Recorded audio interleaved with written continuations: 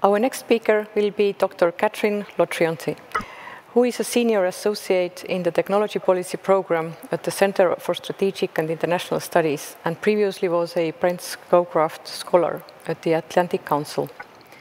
She is also the founder and former director of the Cyber Project at Georgetown University, where she has taught and has written on international and national security law, international affairs, and technology.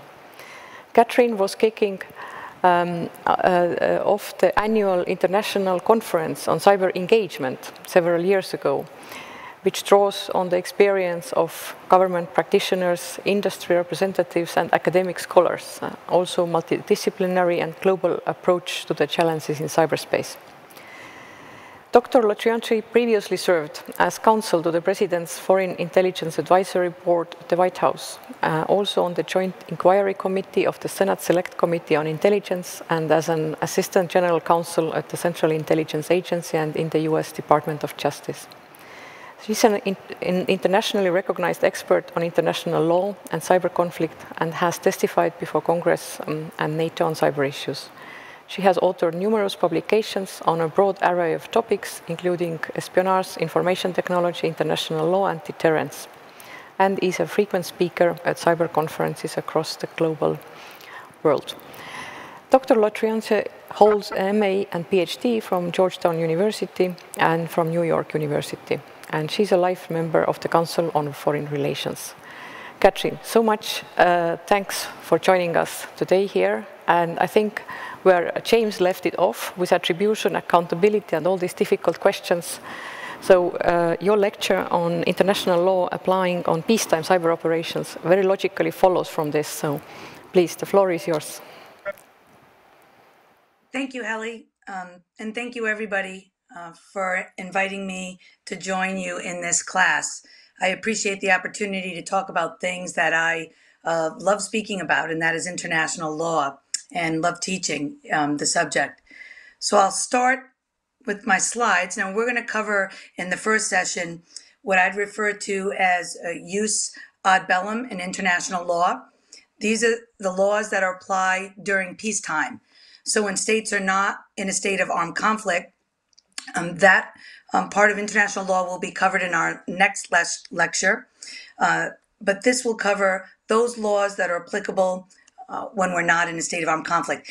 It's pretty lengthy and detailed, my slides. Hopefully you'll have an opportunity to look back at them when you would like to have more time. I went back and actually created a table of contents because it got quite detailed, so we could hopefully follow along. I'll first cover briefly sources of international law.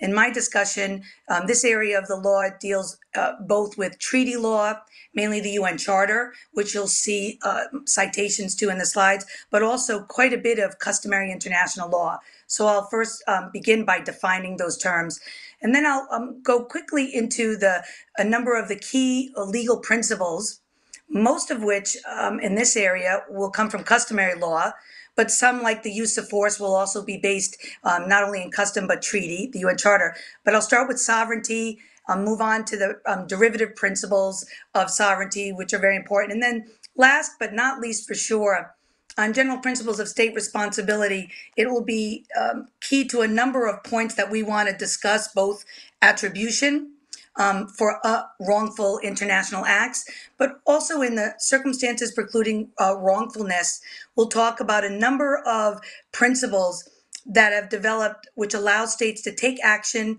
that they otherwise wouldn't be allowed to do under international law, but in response to a state's breach of an international obligation. So that is what Dr. Lewis was talking about in terms of holding other states accountable and consequences.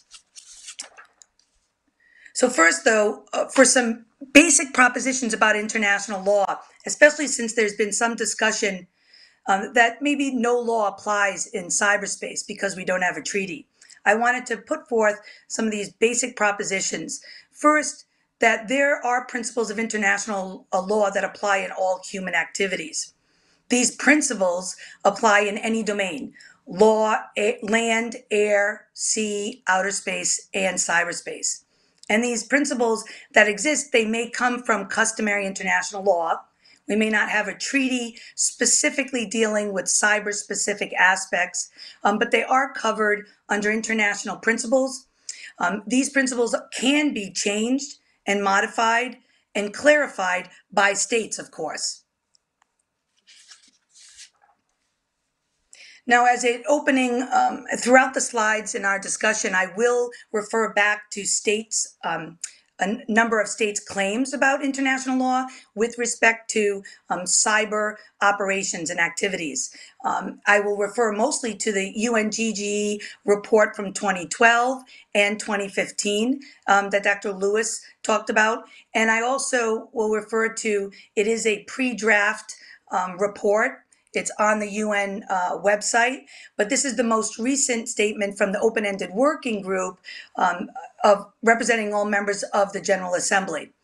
And in a general statement that came out in May of 2020, in the second version of this report, draft report, the country said in their discussions at the open-ended working group, states reaffirmed that international law, and in particular the Charter of the United Nations, is applicable and essential to maintaining peace and stability and promoting an open, secure, stable, accessible, and peaceful ICT environment. They also went on to say it was suggested that while existing bodies of international law do not include specific reference to the use of ICTs in the context of international security can develop progressively, including through its practical application.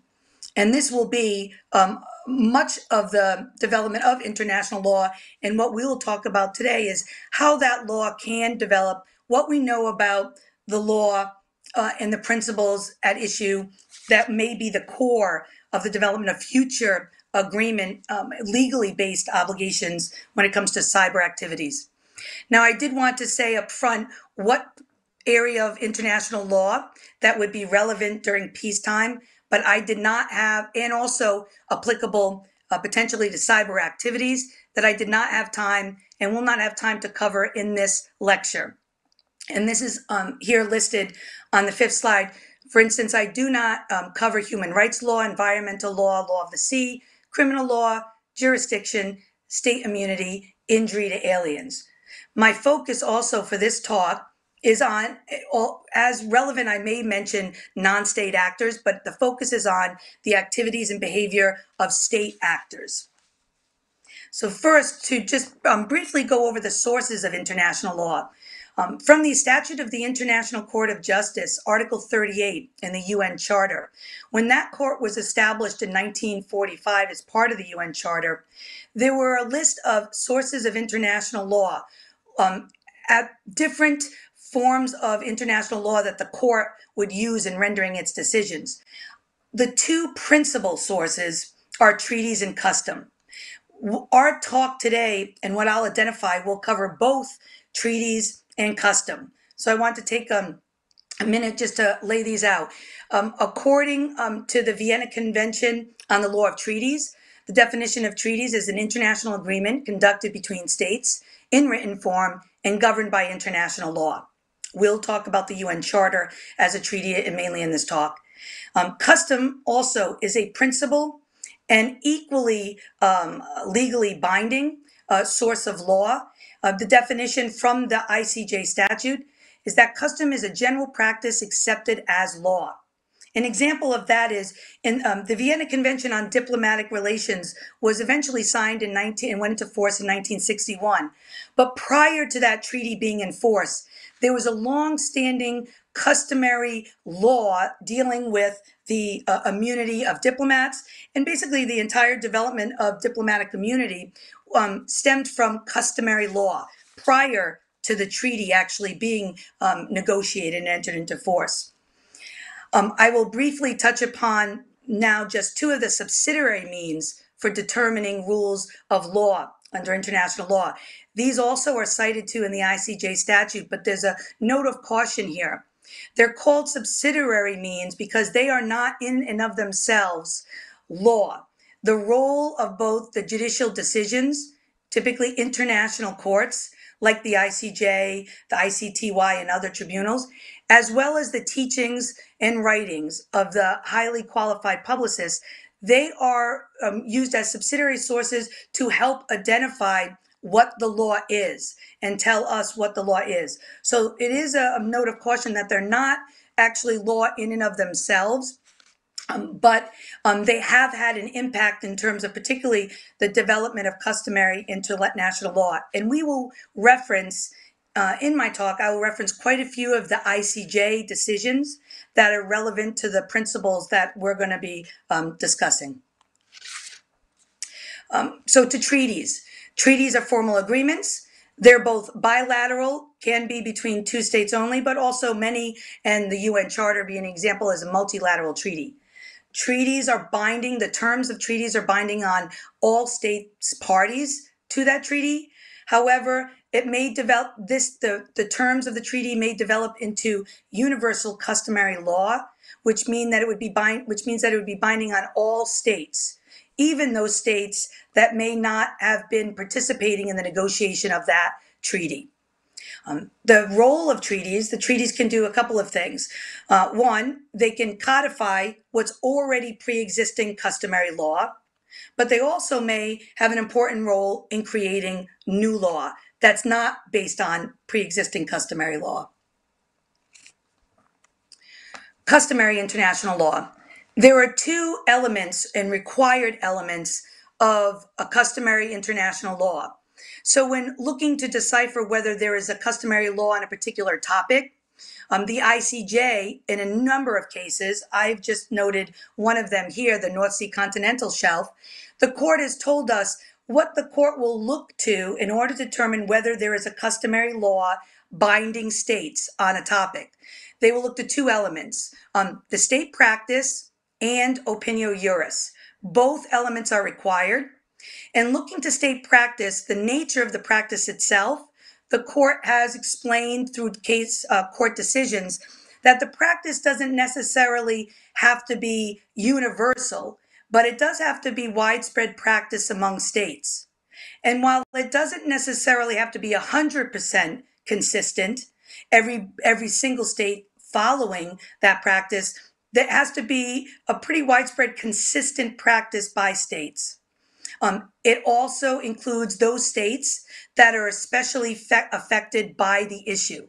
In other words, if there is a custom related to, let's say, nuclear weapons or fishery rights that is developed, the court will look to those states that would have an interest in it. So states that are not landlocked when it comes to fishery rights, that have a coastline, that those states should be involved with the development of that custom. And that's what the court would look at to assess whether it is developed into a practice that supports customary law. And this custom and the practice itself would develop over time. There's some debate as to whether you can have instant custom. The majority of the court's decisions, though, show that they would look for the development over time of such practice. So they would look over a number of years. The exact number of years, it's not a precise factor. The evidence, what we would look to find practice, the court has told us that there are official government conduct. Official government statements also count as practice, as well as inaction, or the acquiescence, if you will, of states, can count as evidence of practice leading to the development of a customary law. And we'll come back to this. We talk about the UNGG reports and the significance of them also for as far as the development of customary law. These are official, if they're speaking in official government capacity, then they could be points of evidence of practice of states. The second required element, though, of course, is opinio juris. This is the belief that the practice is legally obligatory. Without opinio juris, if you just have even widespread practice, there is not the ability to declare that it is law. So, for instance, with respect to cyber activities, there are recent calls by states upon other states to come out publicly with statements of their view on how international law applies to cyberspace and states' actions within this zone of activity. And that would lend the ability to look at not only the practice of states, of what states are doing in cyberspace, but how they believe such practice is legally binding or not. And that would go to the opinio juris. Customary international law is binding on all states, as I mentioned, even states that may not have participated in its development. Now, the one exception here is that if there is a developing customary law and a state objects to it, and the state must object to it in an express fashion, must repeatedly over the years object to this, whatever provision of customary law that they do not agree with, and it must be public, then that state would have the status of persistent objector and may not be bound by that customary international law. Otherwise, all states will be bound by customary law, just as all states that are signatories to treaties are bound by that law. Now, customary law also, the role of custom is it may change pre-existing international law. So as time goes on, technologies develop, threats change, there is the ability that customary law develops that would actually change pre-existing. The example here I use is the treaty and the law of the sea, and prior to the treaty being ratified by many states, there's customary practice in opinio juris related to the territorial sea and the measure of that. That was a way that customary law actually had an impact of changing as the understanding of the 12 nautical mile limitation on the territorial sea, as it changed over time by states. That's an example how custom actually changed what pre-existing law had said. So non-binding instruments and actions. This is often referred to, and you may see people referring to this as soft law. Now, these are not legally binding, and they can be in the form of agreements, but even though they are not legally binding, they may be very influential in developing international law itself. In other words, an example of the UN General Assembly resolutions that are, at least those resolutions not related to the UN organizational matters, those resolutions related to organizational matters are binding, but the majority of resolutions are non-binding. However, they do have influence and importance because you have, particularly if it's a universally accepted or unanimous resolution, it may contribute to the development of customary international law. So like UNGG reports and open-ended working group reports on ICTs, these diplomatic agreements, and although for the majority they're considered non-binding, they can and will likely have an impact on the development of customary law. Now, to the principles of international law that I want to cover today. The first principle I want to take up is briefly to move on is the principle of sovereignty. So in the Island of Palmas case in 1928, the court gives us a definition of sovereignty as sovereignty in the relations between states signifies independence, and independence in regard to a portion of the globe is the right to exercise therein to the exclusion of any other state the functions of a state.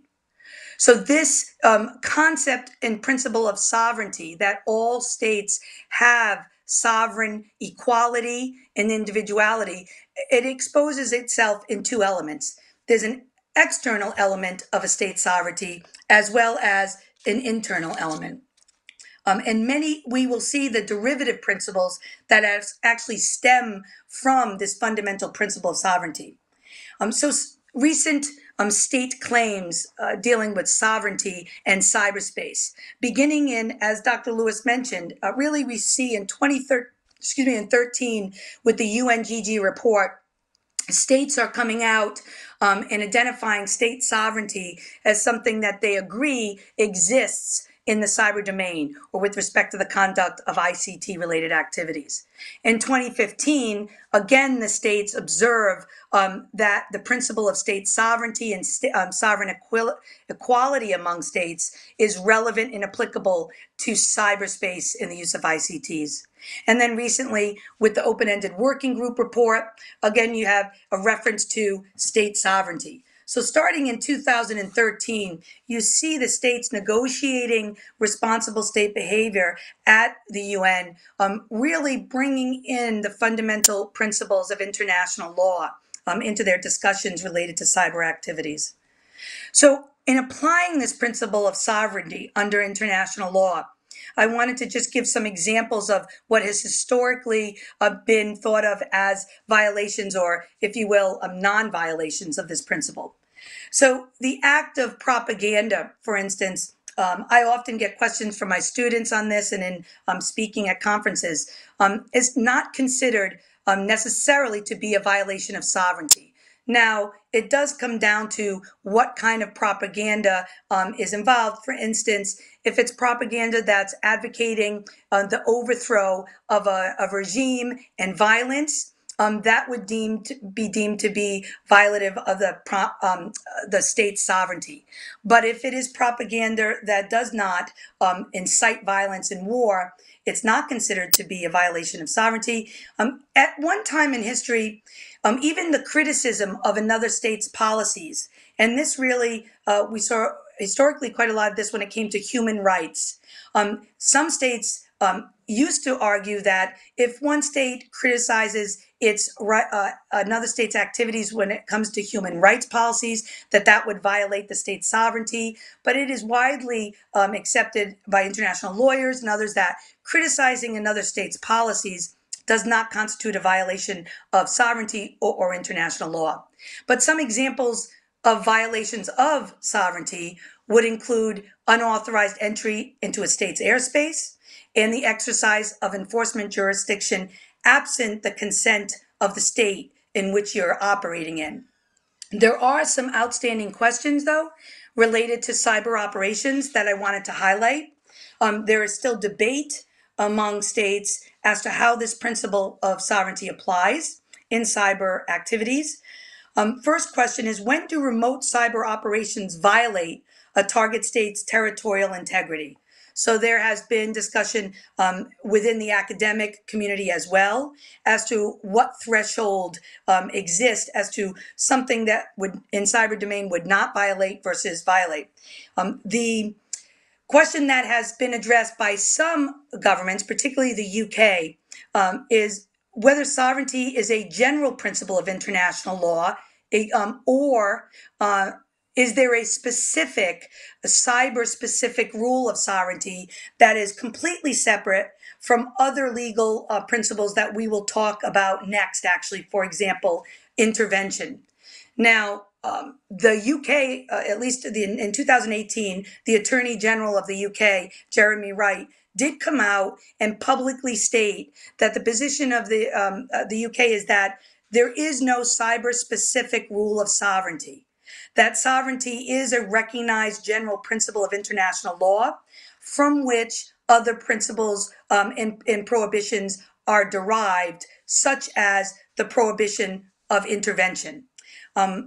With that view or interpretation, there can be actions within cyberspace that would violate intervention, a separate rule, and then there could be actions that do not violate intervention, but some may argue violate sovereignty.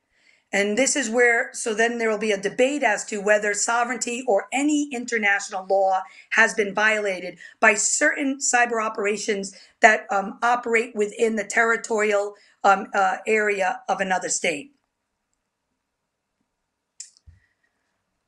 So to the derivative principles from sovereignty, accepting that sovereignty is a general principle fundamental to the rule-based society, at least since the Peace of Westphalia.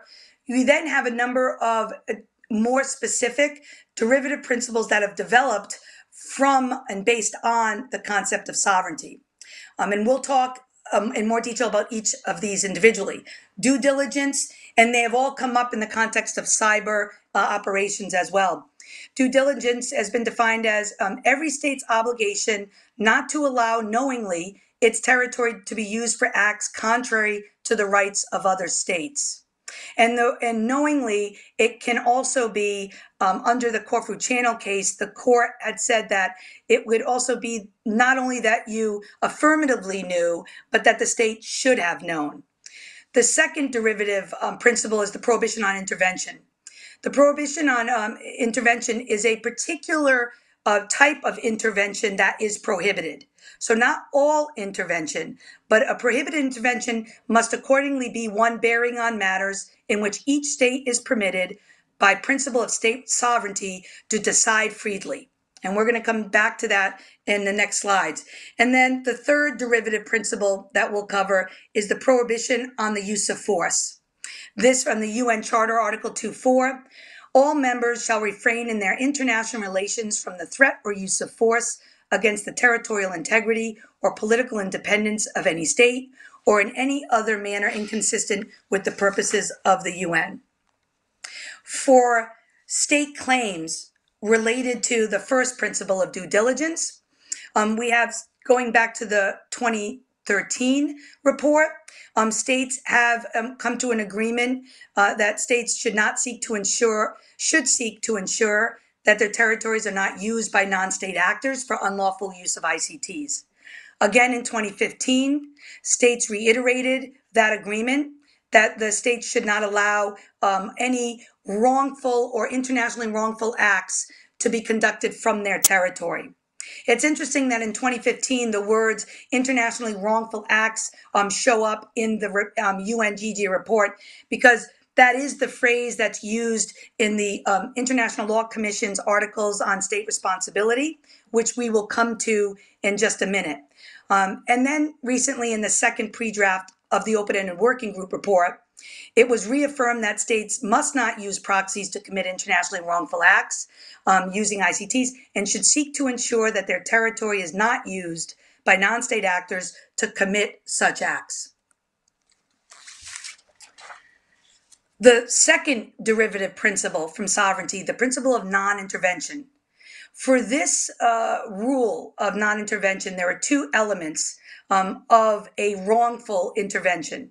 As I mentioned, not all interventions in international relations into another state's domestic affairs is necessarily illegal. But the international customary principle of non-intervention has made it illegal to conduct this type of intervention.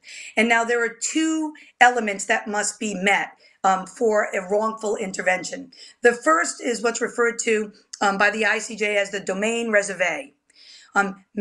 Matters the state is permitted to decide freely. So if a state has the right to decide something free from any outside interference, and another state actually intervenes and interferes with those free decisions, that would fall into the element of domaine reservé. So examples are choice of political, economic, social, and cultural system within a country, and in addition, the formulation of foreign policy. So states have a right to decide these issues freely. Specific examples, and this applies whether in cyberspace or otherwise, an interference into an election of a country would be a wrongful intervention because holding elections and choice of elections would be a matter that is reserved as a domaine reservé for a state to freely decide. Other specific examples is any interference in choice of language, structure of government, recognition, the act of recognition of another government or another state, and terms of treaties. These are all areas where a state freely decides and no other state could intervene or interfere. The second required element, though, this element of coercion tends to be the more controversial, harder to decide, and that is coercion. These are acts that would deprive a state of the freedom of choice, either causing a state to act in a way it otherwise wouldn't, or refraining from acting in a way it would otherwise act. Okay, and I'm looking at my timer. I want to try to get through these. Not as I've already said, not all interference, and I'm sorry for the typos, in a state's affairs is unlawful. Examples of what would not be unlawful: persuasion or criticism, criticism in other states' policies, fake news, And then examples that would constitute unlawful interventions, the hacking into a state's election process in order to alter the votes or the election outcome, and all uses of force. These are all uses of force are unlawful interventions. A third and the final derivative principle stemming from sovereignty is the principle of non-use of force. Under Article 2.4 of the UN Charter, the definition is all members shall refrain in their international relations from the threat or use of force against the territorial integrity or political independence of any state or in any other manner inconsistent with the purposes of the United Nations.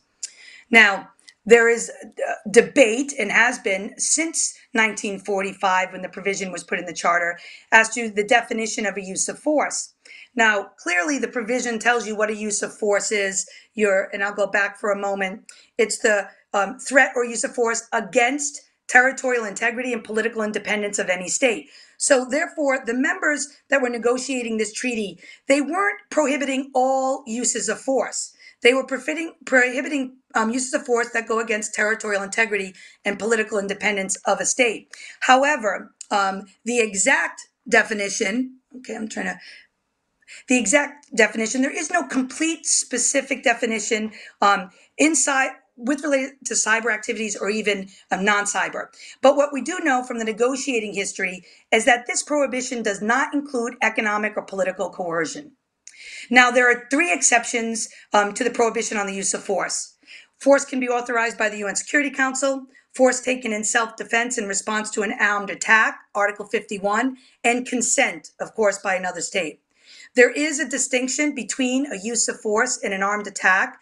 The Nicaragua case identified that distinction. So not all uses of force would be an armed attack. The importance of this is that if you do suffer an armed attack, if it reaches this level, the victim state has the right to use force in self-defense, but as meant by the Charter. Now, if it's not an armed attack, but a use of force, then you don't have the Article 51 authority to use force in self-defense. But we will get to, if I can speed up a bit, some of the remedies, if you will, of victim states that are victims of a use of force in cyber or outside. So when a state is trying to determine whether something has reached the threshold of a use of force, it is very case specific and fact dependent. You would look, according to the court, the nature and severity of the harm would be key to determining, and that the court has also indicated that it is beyond just de minimis uses of force. And here I give some general examples. Arming and training of guerrilla forces, so an indirect use of force is possible. That would constitute a use of force. There are remaining debates as to whether a state that is providing sanctuary to non-state actors who are using force against another state, whether that rises to the level of a use of force for that state can be held responsible for. Okay. Cyber operations examples. I tried to give some concrete examples where there is agreement. There is a lot of lack of agreement on certain specific examples of operations, but there is general agreement that if you have a cyber operation that causes similar effects, and the international law, modern international law, has looked at the effects of a state's activity when it's determining whether some action is lawful or not. And so here, if in a non-cyber action, if it is a use of force, but a cyber action carries out the same kind of effect, generally it's agreed to that this would be a use of force for cyber action as well. And typically it's death, injury, destruction, and damage. I give some examples of some very cyber-specific operations that are still debated today as to whether they reach that threshold. So denial of service operations against IoT devices, or a state that's just financing. So they may not be actually arming or training, but if they're giving funding, does that to a non-state actor, does that amount to a use of force? For some recent state claims, I'm not going to spend a lot of time here, but the 2015 GGE report identifies the issue of the refraining from the international relations from the threat of use of force. and the May 2020 UNGG report, interestingly enough, highlights the fact that we need more clarity because there are questions among the states as to what would amount to a use of force and what would amount to an armed attack that would trigger self-defense. As Dr. Lewis had said, the members are still not in complete agreement. Now, here is the heart of what many of us want to talk about, general principles of state responsibility. This stems from customary international law. There is no treaty. The International Law Commission did come out successfully in 2001 with the Articles on Responsibility of States for Internationally Wrongful Acts. It was significant, and this effort for this group of international law experts went over, believe it or not, about a century of effort to codify what are the rules related to responsibilities of states. So finally, they did it in 2001. And yes, the UN General Assembly did not vote on this to be a treaty. However, and importantly, many provisions of these articles have been accepted as customary international law. And this is why the remainder of my slides are dealing with the provisions of these rules. The definition, it becomes important first and foremost that you have a state, and we'll get to attribution, that has been attributed to conducting an act or an omission that breaches an international obligation. So it has to be an international legal obligation in order for something to be an internationally wrongful act. All right, I'm trying to fast forward here. If the breach results in an injury, the injury is of another state. That's another requirement in terms of its the injury. And I don't know why I just lost my slides on my phone. All right, I'm gonna go off my. Okay, I think I got him back. I don't know why it's okay. I'm gonna keep talking because I can't get my slides to come back. So let me just, sorry, everyone. I'm using my, okay, I think I got it back. So the definition, you have to have a state. It has to be a wrongful act under international law that it's committed. It's got to be attributed. So the nature of the responsibility, as I've said, international law is violated. That can be either treaty or custom. The breach can be either actions or omissions. There has to be an injury to a state, but it doesn't necessarily have to be damage that's required, just an injury. And then the breach has to be attributed to the state in order to hold that state responsible. Now, generally, the language of the ILC, they talked about these rules as secondary rules. This is not very important. For academics, it's very important. But it's saying that these are not primary rules like a use of force. They're secondary rules in the sense they're telling you what a victim state can do if there has been a breach of an obligation. And that does become important for us. I'm going to skip over remedies right now because I'm not going to spend a lot of time. I'm also going to, this is a statement, a claim by the open-ended working group on state responsibility, internationally wrongful acts. Rules of attribution. First, you need to attribute the wrongful act to a state. And that can be acts or omissions. The conduct is automatically can be attributed. Now, Dr. Lewis talked about what I would call technical attribution. And here, under international law, this is legal attribution. Now, clearly, attribution involves evidence, technical, it involves policy decisions, but this is what the law tells us attribution is about. The conduct that can be attributed to state organs. So if any part of a government, whether it's intelligence, whether it's law enforcement, if they conduct a wrongful act, even if it's ultra virus, meaning even if they conducted the act and it wasn't under their specific authority to do that, that act is going to be attributed to the state. And the state can be held responsible. Also, if you can, the government contracts individuals or private companies, those acts of those companies hired by the government can be attributed to the government. However, unlike government officials or employees, ultra virus acts of individuals hired by the government, but these are acts done in their private capacity, are not attributable to the government. Now, importantly, even conduct that the state may not have conducted itself or authorized or directed the conducting of, but after the fact accepts it, acknowledges it, and adopts it, the state is going to be held responsible. So this is ex post facto attribution. Okay. There is, and I'll say this, I leave this alone on the screen because there's been some debate about this in the cyber context. Under current international law, there is no requirement to make evidence that is the basis of attribution publicly available.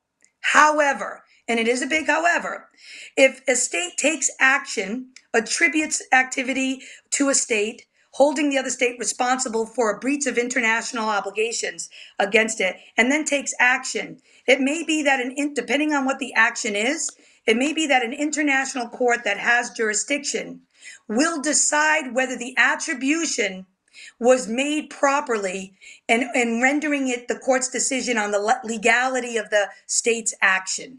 So it is important to get your attribution correct, but it does not necessarily have to be publicly shared. All right, I'm trying to, my slides again are kind of, okay. I skipped over one. It was a report on the 2015 state claim. Here's a big question that still remains. This is third-party standing. So if a state has not necessarily suffered the injury, a specific state, can that non-injured state take action against the breaching state that breach an obligation owed to another state? According to the International Law Commission articles, their answer was yes, and under two cases. Obligation owed, if that obligation that's breached by the wrongful acting state is an obligation owed to a group of states, including the state that's taken the action, that would be called a collective obligation, or the obligation is owed to the entire international community. This has been in the International Law Commission, this was a great debate when they drafted the articles. It still remains a debate. The commission left this open. It has become an issue for cyber operations when we talk about collective countermeasures. And also, when I talk about ergo omnes, these are rights or interests such as the freedom, the things that they're trying to prohibit, and as a community right is acts of genocide, aggression, racial discrimination. These are the kinds of collective obligations that everyone has. But I'll come back to that when I come to countermeasures. Now, very quickly, circumstances precluding wrongfulness. This becomes important for a lot of the cyber responses, if you will, holding states accountable. The list of specific circumstances, in my slides, I cover the first four, and I know I'm running out of time. These are circumstances where a state takes an action which would traditionally be considered wrongful, meaning illegal, but because it's a specific action and it's done in response to another state breaching an obligation owed to it, that wrongful action is precluded. I mean, it is not considered, in other words, technically unlawful. It is justified. So even though it's unlawful. So here we will move on. I will quickly skip over consent, although it's important. It's kind of one of the easier concepts and not of much controversy, but I'll go to countermeasures. So if a state is been the victim of a breach of an obligation owed to it, they can take countermeasures, including in cyberspace. Now, this has been controversial. In 2017, the group of government experts did not get agreement and did not put into the report, because there was lack of agreement, on whether countermeasures were applicable in cyberspace. But outside of cyberspace, according to the Articles of State Responsibility, these are self-help actions that are unlawful, but taken by an injured state targeting a state that is responsible for a breach of an international obligation owed to it in order to get the offending state to comply with its obligations. So these would otherwise be unlawful actions, but because they're taken in this manner, they would be justified, if you will. There were a lot of rules, and it's interesting, countermeasures of all the issues the Articles of State Responsibility went over, countermeasures was the most controversial. It followed the most discussion, debates, and disagreements. But what the articles ended up being accepted as, they had to be specific in terms of the purpose. It can't be retaliatory, cannot be escalatory. It has to be focused only on making or inducing a state to comply with its obligations. As I said, there's controversy in 2017 at the UNGG. States didn't come to an agreement. There is a list of both substantive limitations and procedural conditions that the articles have put on countermeasures. And this is the list of them. Unfortunately, I don't have time to go over all of them. These are very interesting to discuss. I'd be happy if we have time for questions to go over them, but they are constrained. There are also allowances. In cyber, if you're doing a cyber countermeasures, for instance, you don't have to conduct a countermeasure that's in like kind to the wrongful act.